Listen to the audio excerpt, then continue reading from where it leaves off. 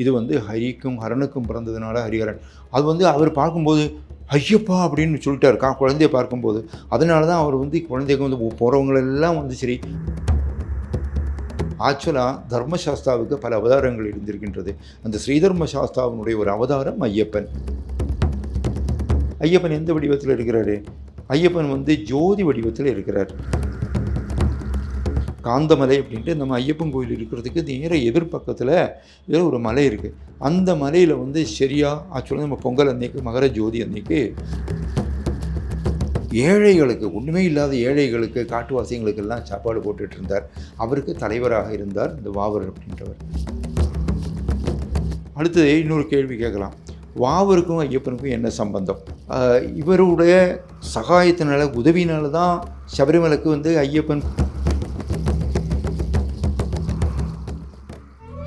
தமிழர்களின் number 1 choice Tamil matrimony. Everest easy chef ஆகுங்கள் சில நிமிடங்களிலேயே. சௌபாக்யா ஹோம் அண்ட் கிச்சன் அப்ளையன்சஸ். ஐயப்பனை வந்து கொஞ்சம் ஐதீகம் எப்படின்னு கேட்டிங்கன்னா, சிவனுக்கும் விஷ்ணுவுக்கும் பிறந்தவன் ஹரிஹரன். ஹரிஹரன் அரனுக்கு பிறந்ததுனால ஹரிஹரசுதன் என்று பெயர். அது வந்து பந்தளத்தரசருக்கு வந்து அந்த நாயாட்டுக்கு போனபோது ஒரு குழந்தைய கிடைக்கின்றது காட்டில். அந்த காட்டில் எடுத்து அவர் வளர்க்குறார். அப்புறம் வந்து ஜோசியர்கிட்ட கேட்டால் இது வந்து சாதாரண குழந்தை இல்லை, இது வந்து ஹரிக்கும் ஹரனுக்கும் பிறந்ததுனால ஹரிஹரன். அது வந்து அவர் பார்க்கும்போது ஐயப்பா அப்படின்னு சொல்லிட்டார் குழந்தைய பார்க்கும்போது. அதனால தான் அவர் வந்து குழந்தைக்கு வந்து போகிறவங்களெல்லாம் வந்து சரி மாலை போட்டாச்சுன்னா யார் போட்டாலும் சரி நம்ம வந்து பேர் சொல்லி கூப்பிடக்கூடாது. சுவாமி ஐயப்ப சுவாமி அப்படி தான் கூப்பிட்றோம். மாலை போட்டவன் ஐயப்பன். ஐயப்பனை வந்து அதுக்காக மாலை போட்டிருக்கணும்னு ஐயப்பன் சொல்லணும். அவர் அன்னைக்கு வந்து ஐயப்பான்னு கூப்பிட்டதுனால அவர் வந்து ஐயப்ப சுவாமியாக மாறியாச்சு. ஆக்சுவலாக தர்மசாஸ்தாவுக்கு பல அவதாரங்கள் இருந்திருக்கின்றது. அந்த ஸ்ரீதர்ம சாஸ்தாவினுடைய ஒரு அவதாரம் ஐயப்பன். அப்படி வந்து பாலகனாக இருந்து பந்தல் கொட்டாரில் வளர்கிறார். அப்போது வந்து அந்த அரசனுக்கும் குழந்தை இல்லை. இவர் போன நேரத்தில் வந்து அவருக்கு ஒரு குழந்தை பிறக்கின்றது. அப்போ அந்த ராணிக்கு வந்து அந்த குழந்தை மேலே உண்மையில் பெற்ற குழந்தை மேலே தானே பாசம் அதிகமாக இருக்கும். அதனால் இந்த குழந்தையை எப்படியாவது அழிக்கணும் அப்படின்ட்டு பலதெல்லாம் அங்கே உள்ள இந்த கொட்டாரத்தினோட வைத்தியரோட சேர்ந்து பல சூழ்ச்சிகள் எல்லாம் செய்கிறார். அந்த சூழ்ச்சியெல்லாம் முறியடிக்கிறார் ஐயப்பன். அவருக்கு வந்து சிவபெருமானதுக்கு உறுதியாக துணையாக இருக்கின்றார். அப்படி அவனுக்கு வந்து இருக்கும்போது அவரால் செய்ய முடியாது, யாராலையும் செய்ய முடியாத ஒன்று. ராணி என்ன சொல்கிறாங்க, எனக்கு வயிற்று வலியாக இருக்குது. அந்த கொட்டாரம் வைத்தியர் என்ன சொல்கிறாரு, அதுக்கு வந்து புளிப்பால் கொண்டு வந்து புளிப்பால் சாப்பிடணும் அப்படின்றார். ஐயப்பன் தெரிஞ்சு போச்சு. ஓஹோ தமக்கும் வந்து நேரம் ஆகிவிட்டது, அந்த பாலக பருவத்திலே இருக்கின்றவன். சரி அதுக்கு என்ன புளிப்பெல்லாம் கொண்டு வரேன் அப்படின்ட்டு கிளம்புறார். அரசனுக்கும் அவர் வந்து தம் குழந்தைய வந்து பாலகனான குழந்தைய காட்டுக்கு அனுப்புறதுக்கு அவருக்கு விருப்பமே இல்லை தான். அவர் சொல்ல, அப்போ நீங்கள் கவலைப்படாதீங்க, அம்மாவுக்கு வந்து புளிப்பால் கொண்டு வந்தால் சரியாயிடும்னு சொல்லியிருக்காங்கல்ல, நான் கொண்டு வரேன் அப்படின்ட்டு போகிறார்.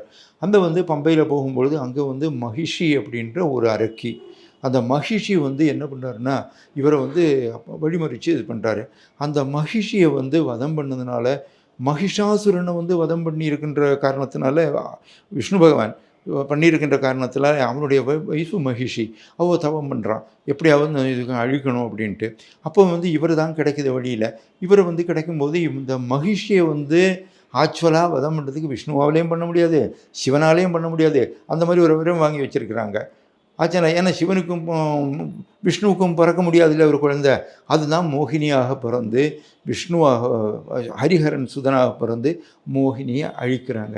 அந்த நேரத்தில் மோகினி வந்து அரக்கியாக இருந்தாலும் அந்த ஐயப்பனுடைய அஸ்திரம் அம்பு எய்து அதனால் வந்து வதம் பண்ணதுனால அவள் ஒரு வரம் வாங்கிக்கிறான், எனக்கு வந்து உன்னை கல்யாணம் பண்ணணுன்னு ஆசையாக இருக்குது அப்படின்ட்டு.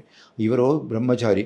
இவர் என்ன சொல்கிறாருன்னா, நீ வந்து என்னுடைய இடம் இருக்குது பாருங்கள், அந்த இடத்துக்கு என்னைக்கு ஒரு கன்னிசாமி வரலையோ அன்னைக்கு நான் உன்னை கல்யாணம் பண்ணிக்கிறேன் அப்படின்னு சொல்கிறார்.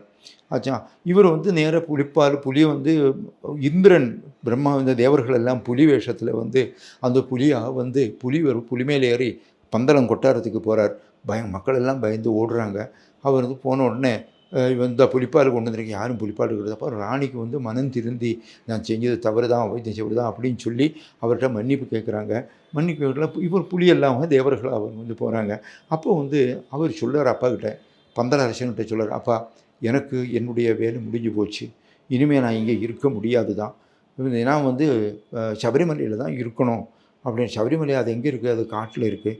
சரி எனக்கு வந்து ஒரு கோயில் கட்டி கொடுங்க, இந்த அம்பு ஒரு அம்பு எய்கிறார், இந்த அம்பு எங்கே போய் நிற்கிறதோ அந்த இடத்துல எனக்கு கோயில் கட்டி கொடுங்க அப்படின்னு சொல்கிறார்.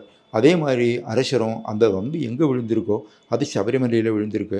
ஆனால் சபரிமலைக்கு ஏற்றாப்புல இப்போ காந்திமலை ஜோதின்னு நீங்கள் கேட்பீங்க, ஐயப்பன் எந்த வடிவத்தில் இருக்கிறாரு?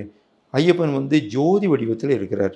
காந்தமலை அப்படின்ட்டு நம்ம ஐயப்பன் கோயில் இருக்கிறதுக்கு நேர எதிர்பக்கத்தில் இதில் ஒரு மலை இருக்குது. அந்த மலையில் வந்து சரியாக ஆக்சுவலாக நம்ம பொங்கல் அன்னைக்கு மகர ஜோதி அன்னைக்கு அங்கே வந்து ஜோதி தெரியும். அந்த ஜோதி வந்து கரெக்டாக சரியாக நம்ம வந்து ஐயப்பன் கோவில் வந்து பூஜை பண்ணி நட திறக்கின்ற நேரத்தில் அந்த இடத்துல ஜோதி தெரியும். அந்த ஜோதி வடிவத்தில் தான் ஐயப்பன் இருக்கிறார். அதனால் மக்கள் வந்து ஜோதி ஸ்வரூபனே சரணம் ஐயப்பா அப்படின்னு சொல்கிற காரணம் இதுதான். அடுத்தது இன்னொரு கேள்வி கேட்கலாம், வாவருக்கும் ஐயப்பனுக்கும் என்ன சம்பந்தம்? வாபுரன் அப்படின்ட்டு ஒரு காட்டுவாசி இருந்திருக்கிறார். வாவர் இல்லை, அது காலப்போக்கில் பேர் மாதிரி வாவரர் அப்படின்னு ஆயிடுச்சு. இந்த வாபுரன் வந்து இவருடைய சகாயத்தினால உதவினால தான் சபரிமலைக்கு வந்து ஐயப்பன் பாலகனாக இருக்கின்ற சொல்ல மலைக்கு போனது. ஆக்சுவலாக நல்லது செய்கிற ஆள் தான். ஆனால் என்ன பண்ணுவாங்க அப்படின்னா, இந்த நிறைய செல்வந்தர்கள் இருக்கும் இல்லையா, அந்த செல்வந்தர்கள்ட்ட எல்லாம் வந்து கொள்ளையடித்து பணத்தை பிடுங்கி ஏழைகளுக்கு, ஒன்றுமே இல்லாத ஏழைகளுக்கு, காட்டுவாசிகளுக்கெல்லாம் சாப்பாடு போட்டுட்டு இருந்தார். அவருக்கு தலைவராக இருந்தார் இந்த வாவர் அப்படின்றவர். இவர் போகும்போதும் அதே மாதிரி ஆச்சு. இவர் வழிமுறைக்கிறார். வழிமுறைக்கும் பொழுது என்ன ஆச்சு அப்படின்னா, நீ என்ன ஜெயிச்சுட்டு தான் போகணும் அப்படின்றார். அவர் வந்து எல்லா கலைகளிலையும் சரி, ஆயுதக்கலையில் வல்லுனர் இந்த வாவர் அப்படின்றவர். அவர் வந்து அவரும் ஐயப்பன் கூட வந்து யுத்தம் செய்கிறார். யுத்தம் செஞ்சு ஐயப்பன் அவர் வந்து ஜெயிக்கிறார். ஆனால் ஒரு கட்டளை போடுறார், நீ வந்து ஒரு காரியம் செய்யணும், இப்போ நீ எங்கூட தான் இருக்கணும், என்ன தேடி யார் வராங்களோ அவங்களுக்கு எல்லாம் உதவி செஞ்சு அவங்கள வந்து என் சன்னிதானத்தில் கொண்டு சேர்க்கறதுக்காக வழி நீ செய்யணும் அப்படின்னு சொல்லி ஒரு வந்து சத்திய வாக்கு வந்து வாங்கிக்கிறார். அது வழி அப்படி ஒரு கதை. அப்போ வந்து ஐயப்பன் வாவர்னா எப்படி அது? அப்புறம் வந்து பார்த்தாங்க, சரி ஐயப்பன் வந்து ஃபாத்திமாவுக்கு பிறந்தது அப்படின்ட்டு. பழைய காலத்தில் வந்து விளக்கு பூஜை செஞ்சு தான் கோயிலுக்கு போகிறாங்க. அந்த விளக்கு பூஜையானது எப்படி பண்ணுவாங்க அப்படின்னா, விரதம் இருந்து இந்த வாழைத்தலைன்னு சொல்லுவாங்க, வாழை மரத்தினுடைய அதில் வந்து கோயில் அமைச்சு அந்த கோயிலில் வந்து பூஜையெல்லாம் செஞ்சு போகும்போது என்னாச்சு, அப்போ வாவரையும் சேர்த்து பூஜை பண்ணி வாவரையும் வழிபடுவாங்க. இப்படி தான் வாவர் கதையே வந்தது. இந்த வாபுரன் அப்படின்ற நம்ம முன்னாடி சொன்னது வந்து இருக்கிற இடம் எருமேலி.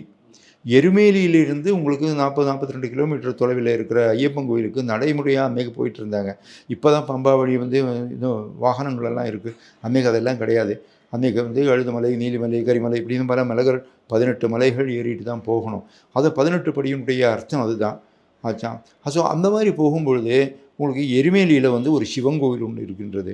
அந்த எருமேலியில் வந்து பேட்டை துள்ளி அங்கே வந்து வேஷங்கள்லாம் போட்டு பேட்டை துள்ளிட்டு வழிபட்டுட்டு அங்கே சிவனை வழிபட்டு சிவபெருமானை வழிபட்டுட்டு தான் நீங்கள் வந்து நடந்து போகணும். எவரெஸ்ட் ஈஸி செஃப் ஆகுங்கள் சில நிமிடங்களிலேயே. Saubhagya Home and Kitchen Appliances.